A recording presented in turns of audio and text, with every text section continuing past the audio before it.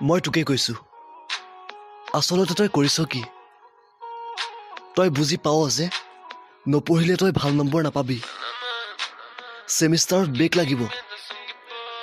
কিন্তু তই মনৰ কথা জানো শুনিছ আজি যাৰ বাবে তই নিজৰ ঘৰৰ মানুহৰ লগত এখন্তেক কথা নাপাতি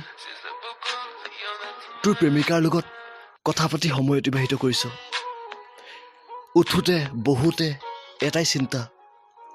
কেনেকৈ তাইক ইমপ্ৰেছ কৰিব পাৰ এটা কথা মনত ৰাখ জীৱনত যেতিয়া সৰু কাম এটা কৰি গোটেই জীৱন অতিবাহিত কৰিব লাগিব তেতিয়া তোৰ প্ৰেমিকা তোৰ ওচৰত নাথাকে প্ৰথমে খুব ভাল লাগে বহুত সপোন দেখা হয় দুয়োজনে কিন্তু যেতিয়া কেৰিয়াৰ গঢ়াৰ টাইম আহে ন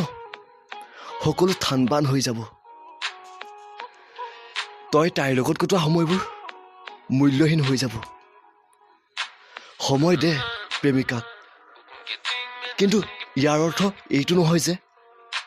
তোৰ লক্ষ্যতকৈও ইম্পৰ্টেণ্ট তাই যেতিয়া তই তোৰ লক্ষ্যক ভাল পাবি তই সফল হবি আৰু যিদিনাই সফল হবি ন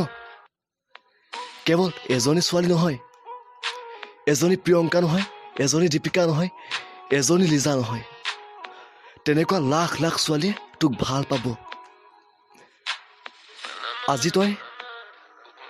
তাইৰ মোবাইলৰ ৱালপেপাৰত নাই কিন্তু তই ৰাখিছ তাইক তোৰ হিয়াত তোৰ মোবাইলত কালিলৈ যেতিয়া তই সফল হবি তেতিয়া তোৰ ফটো সেই লাখ লাখ ছোৱালীয়ে